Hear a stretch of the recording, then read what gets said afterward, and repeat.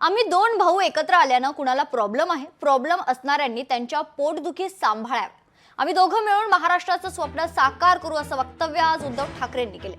योग्य वेळी योग्य निर्णय घेऊ. आमच्या भाषणापेक्षा आमचं एकत्र दिसणं महत्त्वाचं आहे असं देखील उद्धव ठाकरे म्हणाले. थेट चर्चा केली. हा, काय अडचण काय कोणाला? काहीच अडचण नाही. हा प्रश्न विचारला जातो. हो, पण मी आत्ता फोन उचलून त्याला फोन करू शकतो, तो मला करू शकतो, आम्ही आत्ता भेटू शकतो. काय अडचण काय? अडचण काय? म्हणजे बाकीची लोक एकमेकाला चोरून मारून भेटतात, आम्ही चोरून मारून भेटणाऱ्यातले नाहीयेत. मगाशी जो तुम्ही मुलाखतीच्या सुरुवातीला बोललो ना की ठाकरे ब्रँड, आम्ही चोरून मारून काय करत नाही. भेटायचं तर उघड भेटू. काय अडचण काय कोणाला? आणि आम्हाला तरी त्यांनी हे सांगितलं की निवडणुका डिक्लेअर झाल्यानंतर आम्ही बोलू.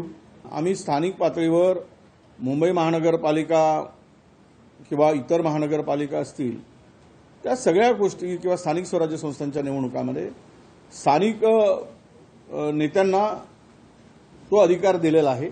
जर शिवसेना पक्षप्रमुखांनी अशा प्रकारची संकेत दिले असतील तर त्यांचा जो प्रश्न आहे, कोणाला काय प्रॉब्लेम आहे का? ठाकरे बंधू एकत्रच आहेत. कुणाला काही प्रॉब्लेम आहे का? कुणाला काही समस्या अडचण पोटशूळ आहे का? माझाही तोच प्रश्न आहे. जर श्री राज ठाकरे यांनी मीरा भाईंदरच्या सभेमध्ये एक सकारात्मक वक्तव्य केलं आहे किंवा माननीय उद्धव ठाकरेंनी आज मुलाखतीमध्ये एक वक्तव्य केलं आहे, त्याच्यामुळे ह्याच्यावरती फार तुम्ही चर्चा न करता भविष्यात ज्या काही घडामोडी घडणार आहेत त्याकडे तुम्ही लक्ष ठेवलं पाहिजे. राज ठाकरे अजून काय बोलत नाही. उद्धव ठाकरे भिकेचा कटोरा हातात घेऊन बाबा मला भीक दे माझ्यासोबत ये माझ्यासोबत ये, हे एकमेकांकडून त्याचा चाललं आहे ना. आले तर आनंद आहे. अगे पण मुंबईमध्ये मराठी माणसं शिल्लक आहेत किती? 12% मराठी माणसं शिल्लक आहेत. 50% मराठी माणूस शिल्लक होता.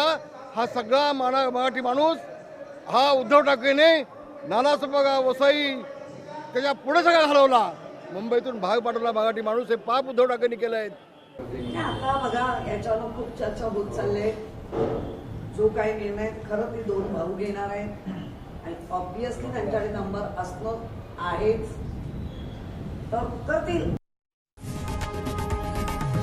लोकशाही मराठी ऐका, पहा, जागरूक रहा.